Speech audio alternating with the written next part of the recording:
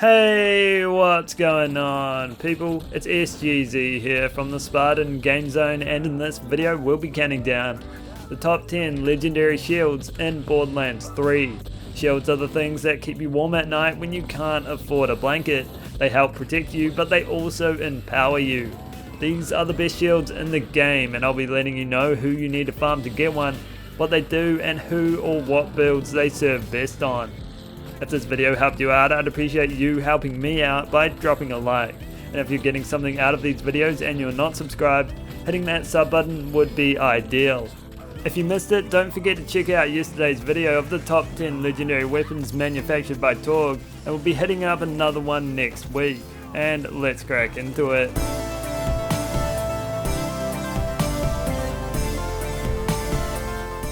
We open this countdown of the top 10 legendary shields in Borderlands 3 with the version OM, an amp shield which can only be dropped by the Valkyrie squad during the Melee-1 takedown. The version OM is a great amp shield which takes 25% of your shields to boost your damage significantly.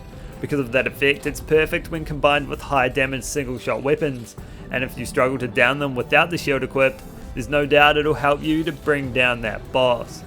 Each version OM comes with that unique trait, but like guns you can also get it with prefixes, such as Nova, which will trigger a Nova Blast whenever the shield breaks, or Improved, which will grant it 25% more capacity.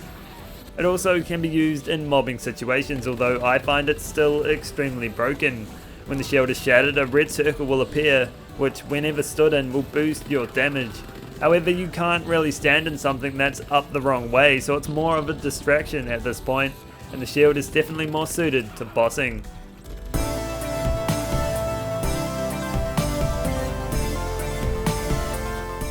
Up next, it's the Nova Burner or Recharger Nova Burner. The latter has a bonus effect and drops from the Valkyrie squad in the Melee-1 takedown, whereas the original can be found by targeting the Go-Go Power Troopers you fight around here in Atlas HQ.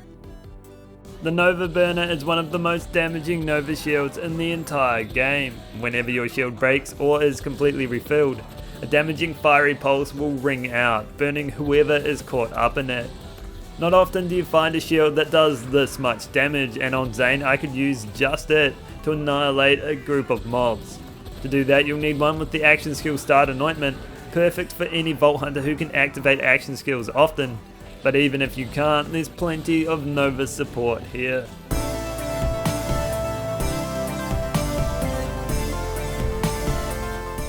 Next up, the Beskar, a newer shield that is exclusive to Arms Race and can be obtained anywhere there, but does have a high chance to come from this chest.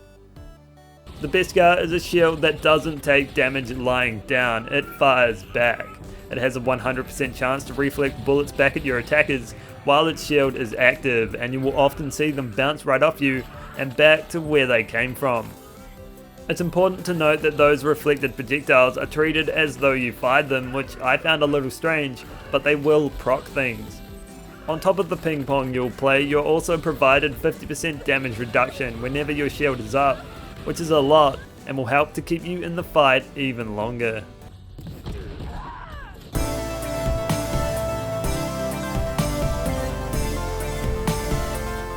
At number 7 is the Front Loader, which has an increased chance to drop from private beans around in this area of Athenas as part of the quest, Invasion of Privacy. The Front Loader is more a utility than anything else, reserving 60% of your max health and returning it as shields. That puts you below 50% health, which is just what you need to activate any URAD anointments. It's here where the Front Loader serves its main purpose, buffing any compatible weapon by 1.5 times in the form of radiation damage. It's a go-to on flak, but anyone should have eyes on this shield to make use of probably the best anointment in the game.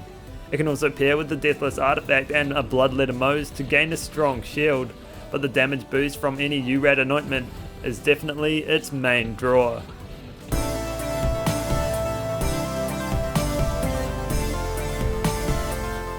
The Transformer sits in 6th place, an OG shield almost as OG as Optimus himself. It has an increased chance to drop from Queen Antoinette, who you fight around here in the Splinterlands as part of the quest Just Desserts. The Transformer always comes with a complete immunity to shock and a very high bullet absorption rate, sitting at 40%, but it isn't just immune to shock damage. Any shock damage you take will also refill your shields. That's a really big plus, especially considering shock damage drains shields the quickest, and the bullet absorption rate further increases your survivability. That ability to refill your ammo is great when using rocket launchers, and it extends your time with them tremendously. It also synergizes well with splash damage shock weapons, as not only can you forget about whether each shot will kill you, every gigawatt you soak up will actually keep you alive.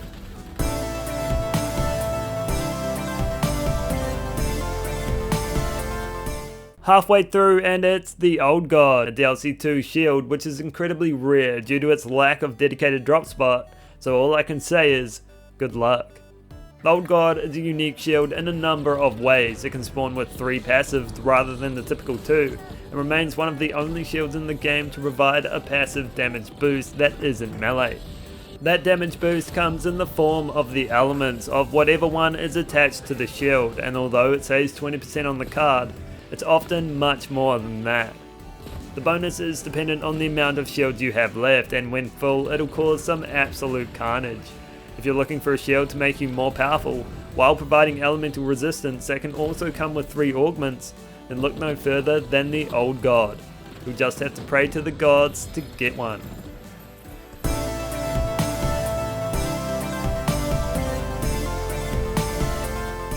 Up next it's the Stinger, a top choice shield for melee builds, which can only be dropped by Anathema, the first boss of the Guardian takedown.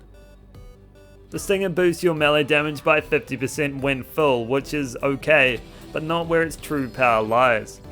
It lies within the novas it produces, which deal melee damage attuned to its element, with Cryo giving the highest damage bonus, although it lacks the damage over time effect.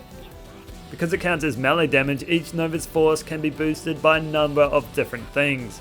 Artifact, class mods, skills, you name it. They all combine to create a monster. The single best item to increase its damage is undoubtedly a 390 Psycho Stabber, which will have you triggering magnitude 10 earthquakes right at your enemy's feet. If you're looking for the best anointment, Action Skill Start is great and will have you triggering Novas much more often, and it's clearly the best for it. It doesn't matter who you play on, if you have a Psycho Stabber to support it, you'll do mountains of damage, and as a side, it'll also cause enemies to be marked by the Ripper so you can cut into them at full strength without making them bleed first.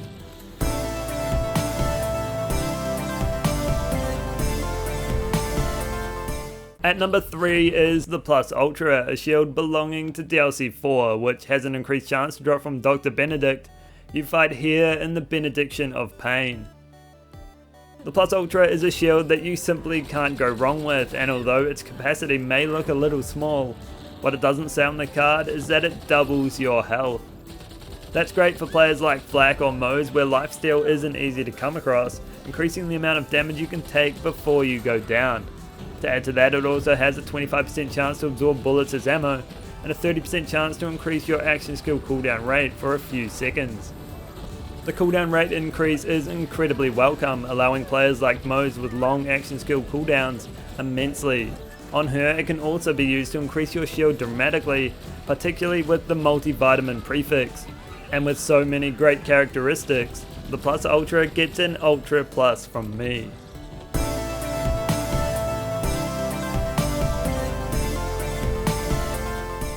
In second place is the Void Rift, a unique Nova shield with an added effect that can only be found in DLC 1 by defeating Empowered Scholar, who you fight around here in Dustbound Archives. The Void Rift received a buff last week which catapulted it to the upper echelon of legendary shields, and you could argue it should be first. It always comes in Cryo and combines the effects of the Black Hole and Impaler.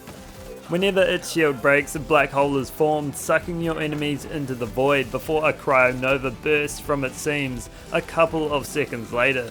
It will often cause your enemies to stumble or even ragdoll across the floor, putting a stop to any damage they can deal while making them easy targets. That, coupled with its Cryo element, means that anyone who doesn't freeze will still be hampered by it, which makes it great when tackling anointed enemies. It'll even fight back, causing cryo spikes to target your enemies on occasion whenever it's hurt, although they don't do all that much damage. You want to activate its effect as much as you can, making an action skill start anointment essential, but I have to say farming for one is far from fun.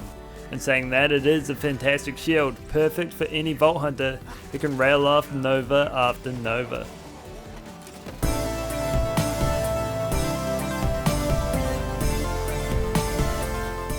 Before we get to number 1, let's cover a couple honourable mentions. The first honourable mention I have is the Ward, a melee support shield which can only be dropped by Grave Ward. You fight on the floating tomb on Eden 6. The Ward is the go-to shield if you want to cause some devastating damage with your fists, or more often than not with the Face Puncher. While your shields are depleted, it boosts melee damage by 300%, along with a 25% weapon damage increase and health regeneration. To make use of that bonus, it comes with a large recharge delay, leaving you free to roam and hit some serious damage numbers. For the best ward, you'll want a low level one so it breaks easier, and ideally coupled with an action skill and 100% melee damage anointment. But any Brawler Ward shield will have you firing haymakers wherever you go.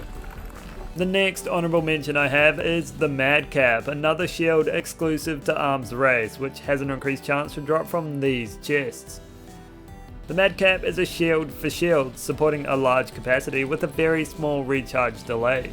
Like the old god, it can also spawn with 3 augments, and does so all the time.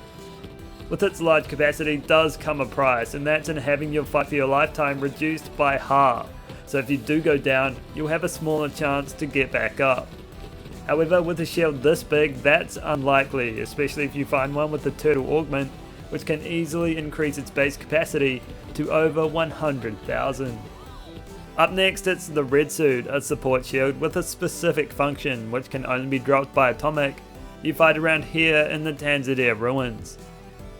The Red Suit is actually a pretty bad shield, all things considered, but if you use it in the right way, it works. It provides you immunity from radiation damage while also inflicting small amounts of rad damage on nearby foes. That's not much until you equip an elemental projector artifact and break a pestilence to have a big boost of rad damage all year round. This strategy is particularly akin to Flak, what with his Gamma Burst action skill, but other Vault Hunters can chime in here too, getting everyone all sick with radiation poisoning as you wear the cure. The last honourable mention I have for you is the Stopgap, a survivability shield that has an increased chance to drop from Eldragon Jr. You fight around here near the waterfall in Jacob's Estate. The Stopgap puts a stop to all damage you receive for 5 seconds whenever it is depleted. However, it must be fully recharged for the effect to happen again, and its recharge delay is quite long. It often serves as a get out of jail free card, as whenever you're at your most vulnerable, the effect kicks in, giving yourself precious seconds to evaluate your life choices. If you want to have more time evaluating, you want to get one with an action skill start anointment, which initiates its effect whenever your action skill begins. It's particularly useful on a Cannon Zane or Rack Attack Flak, as they can activate the effect constantly, creating your own immunity phases, which practically never end. And just a quick shout out to the Faulty Star, a DLC 4 shield with an increased chance to drop from Loco Mobius in Sapphire's run. It's a beastly Nova shield when used in combination with Flak's Pet and the Take This skill, boosting the damage of each pet trigger Nova by 17 times.